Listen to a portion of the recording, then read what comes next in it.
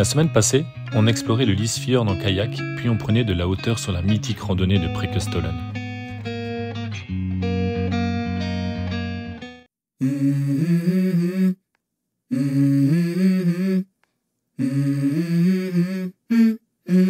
Let's go.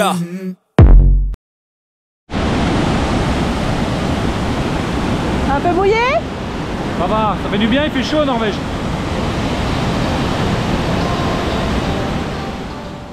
On vous avait promis des cascades et on commence directement avec celle de Svandalfossen. Elle tombe directement sur le bord de la route et un sentier permet de remonter les 180 mètres de dénivelé afin d'apprécier son impressionnant débit.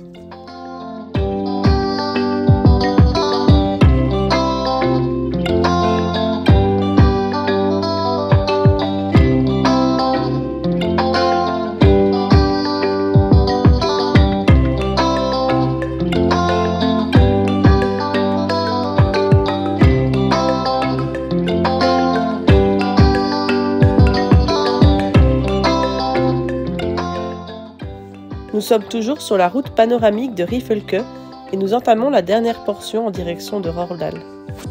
Actuellement, on ne voit pas, mais il fait 27 degrés.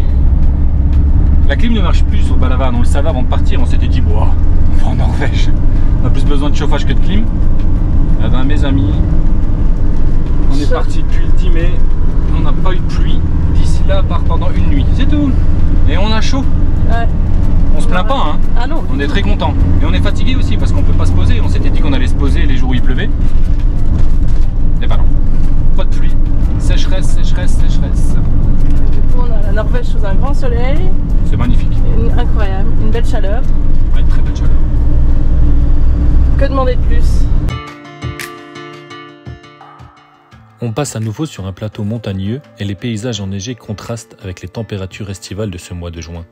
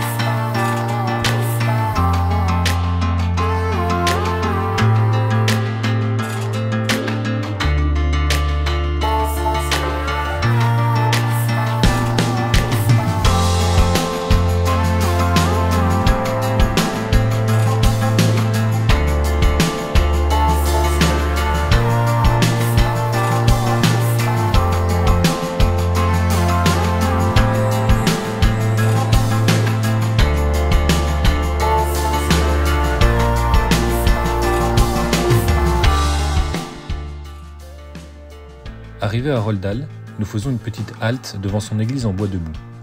Le cadre est sympa, mais elle n'est clairement pas aussi impressionnante et jolie que celle des dalles.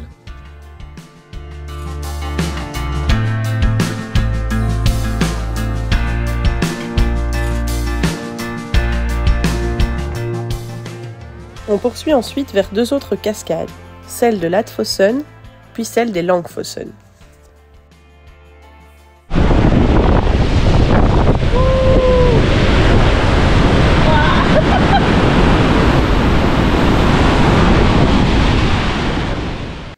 Le débit en ce mois de juin est impressionnant avec la fonte des neiges. On se sent petit au pied de ces géantes.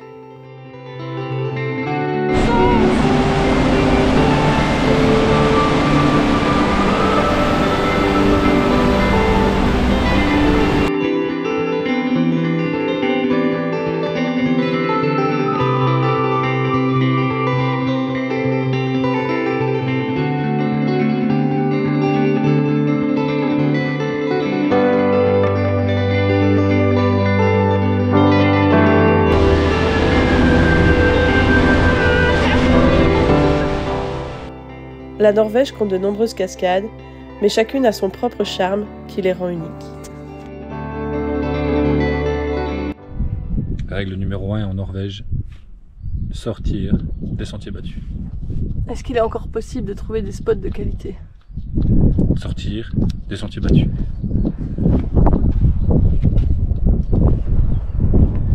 Ouais.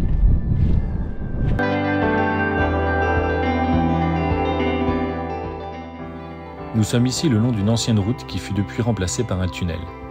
Il n'y a presque aucune circulation et celle-ci offre souvent des bonnes options de spot.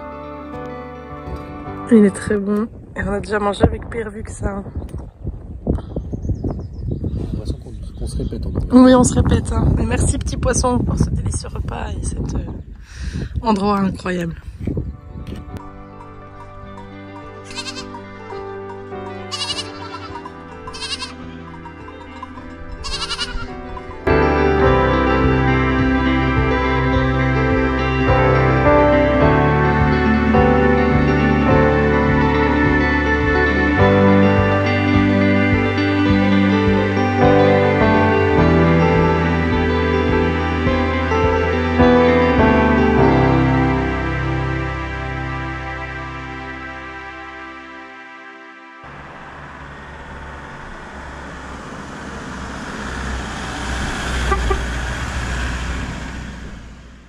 À partir d'ici, la route touristique poursuit vers Oda et la célèbre randonnée de Trotunga.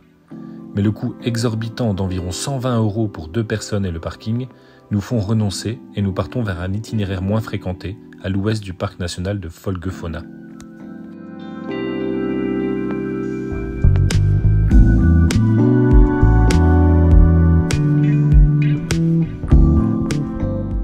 Le lendemain, nous prenons un ferry pour partir à la découverte de ce parc national qui abrite une grande partie du glacier de Folgefonna, l'un des plus grands de Norvège.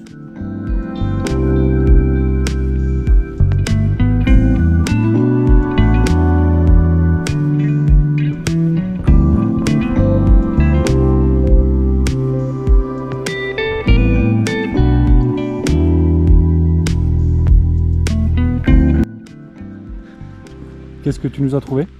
Une petite rando vers un lac où normalement il y a un glacier, on voit un bras de glacier. Donc c'est un peu hors sentier battu, petite route 14 km super belle. Mais alors on est mi-juin et la dernière route, dernière part qui monte jusqu'au barrage qui fait 1,2 km. Ah mais encore de la neige dessus. Donc pas possible pour Balavan de grimper les bons petits 20% de pente. Du coup, c'est nos petites jambes qui y vont. Donc, c'est parti.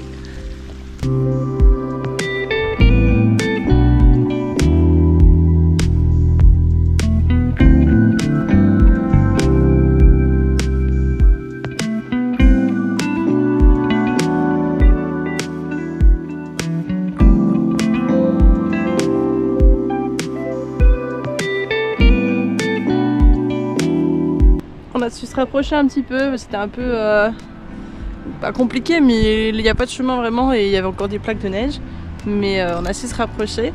Bon, par contre à la base on avait dans l'idée, quand on a planifié l'itinéraire, on s'était dit que c'est un lac sur lequel on peut faire du kayak, et au mois de juin c'est mort. Il est encore complètement gelé, il est très bas, donc ça sera pas possible, mais la vue sur le glacier en vaut vraiment la peine. Je valide. Peut-être un peu naïvement, nous pensions observer le blanc du glacier se jeter dans le bleu du lac.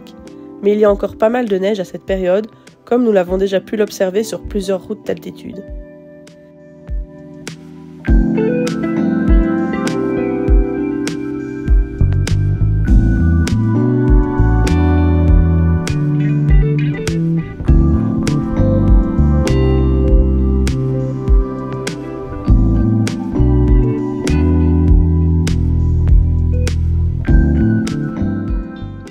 Il est aussi possible d'explorer d'autres bras de ce glacier, dont un spécialement aménagé pour y skier même l'été.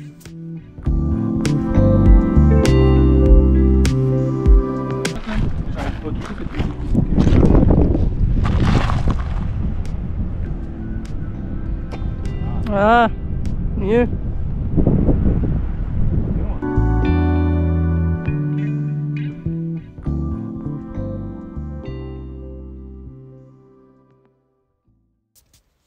La route pour arriver jusqu'au lac du Møvasnet est sublime, mais il faut prendre son temps pour apprécier les vues et surtout pour la sécurité, car certains passages peuvent être étroits et comportent plusieurs traversées de tunnels très rudimentaires. Nous le déconseillons aux véhicules trop imposants.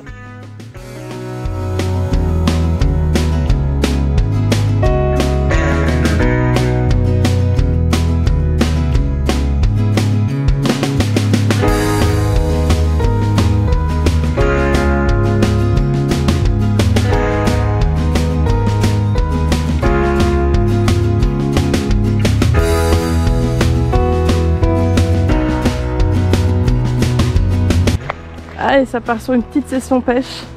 Encore une fois, dans un endroit. On a dû marcher 100 mètres. Mais voilà, c'est table, on est sous le jeté, cascade, montagne. Et l'eau a encore une fois une couleur un peu turquoise comme ça. C'est spécial. C'est génial. Oh, quelle chance. On achèvera cette belle journée avec un joli maquereau pêché par Val suivi d'un beau coucher de soleil.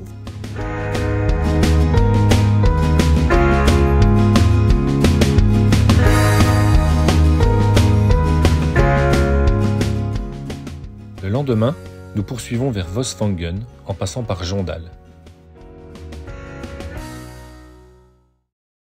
Cette région est connue pour ses nombreux vergers de cerisiers et pommiers en bord de fjord.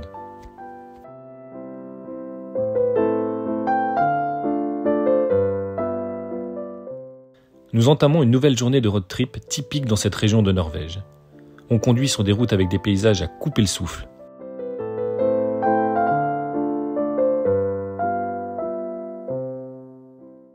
On prend des ferries qui vous donneraient envie de tout lâcher pour devenir capitaine.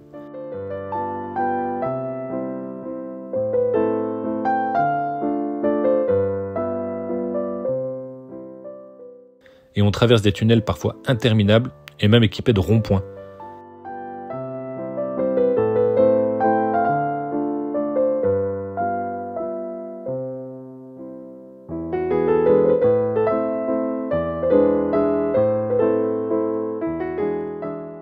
Et que serait une journée sur les routes norvégiennes sans voir une cascade, bien sûr.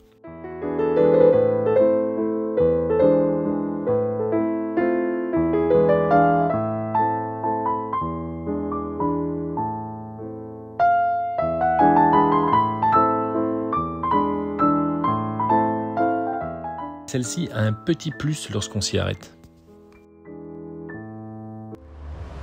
Alors, occupé.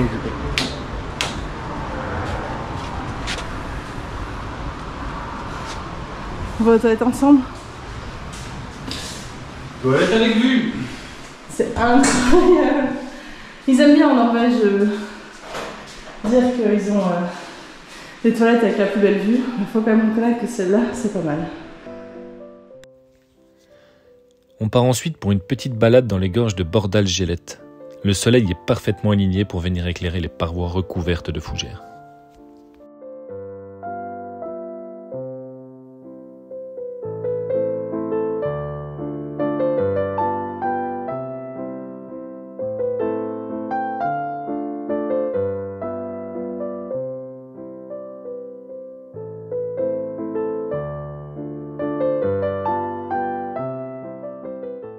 On passe ensuite la soirée devant la finale de Koh Lanta en bonne compagnie. Bref, une journée parfaite. Le lendemain, nous partons vers Gudvangen et Flamme, avec un premier petit arrêt cascade évidemment. Alors C'est chaud, on est rafraîchi. Il faisait un peu chaud, puis on s'est arrêté juste en bord de route, et ben on est rafraîchi. Ça va du bien. Franchement, je suis pas venu en Norvège pour souffrir. Ce midi, on s'est posé pour faire un peu l'itinéraire parce que c'est une galère sans nom en Norvège. On est resté quoi, une heure, allez, peut-être 2 heures au même endroit, le vent en plein soleil. Quand on a démarré, 41 degrés. Ouais. What the fuck? On est en Norvège, bordel. Nous sommes au cœur de la région des fjords et nous arrivons face au célèbre Narrowfjord. Celui-ci est classé au patrimoine mondial de l'UNESCO, comme celui de Geiranger, en raison de sa beauté naturelle exceptionnelle.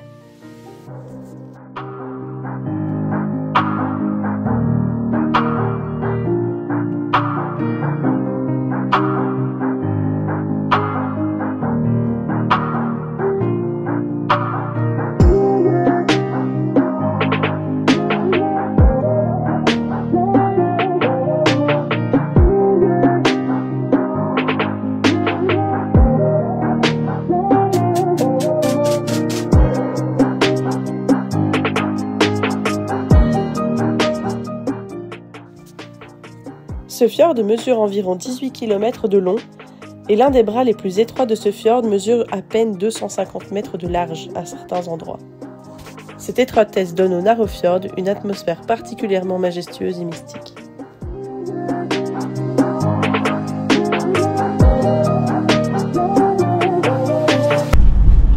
C'est comment ? Ouais. Non. C'est magnifique. Franchement, la Norvège, ça nous éblouit. Ah ouais, là. Sous un ciel comme ça, en plus, c'est magnifique. On en prend plein les yeux. Nous arrivons à Flam, où une autre surprise nous attendait.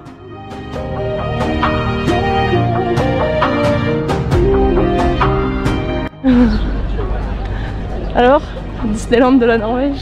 Ah bah, la population a quadruplé en une fois. On vient de regarder le bateau de croisière qui est juste derrière. On vous montrera. Capacité de passagers 6392 je pense. Ouais. Donc bah tu rajoutes 6000 personnes dans un village, ça fait un peu... fait 60. On avait déjà eu le cas un peu en Alaska, on avait fait aussi des endroits où les bateaux arrivaient, mais ça c'était moins étroit donc ça paraissait moins impressionnant. Après chacun a son mode de voyage. Hein. Ah bah ouais. Du coup ça fait très vivant d'un coup. Ah oui là c'est...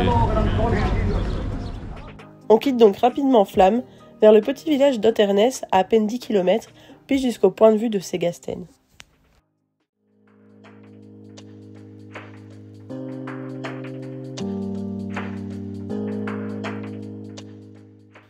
Le village d'Oternest contraste avec l'agitation de Flam, pourtant situé à peine 5 minutes. On fait un bond dans le temps, avec des maisons traditionnelles en bois qui remontent pour la plupart au XVIIIe et au XIXe siècle. Le village offre également de superbes vues sur le Narøfjord et les montagnes environnantes.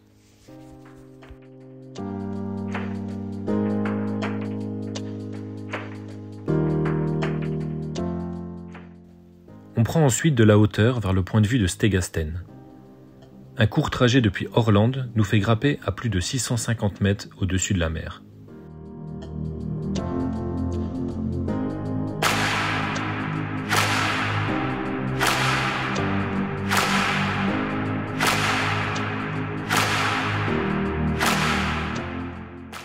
La passerelle de Stegasten offre une vue à couper le souffle sur le fjord et les montagnes environnantes. Et c'est l'un des arrêts incontournables lors d'un road trip dans la région des fjords.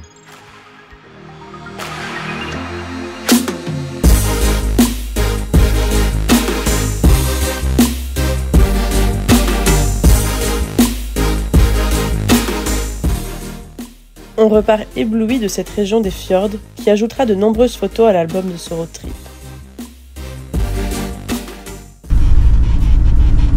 C'est dingue. Venez en Norvège. Faites des provisions. Faites des provisions, mais venez en Norvège. Dans la prochaine vidéo, on vous emmène sur plusieurs randonnées pour découvrir le glacier de Jostedalsbreen, toujours sous une météo exceptionnelle.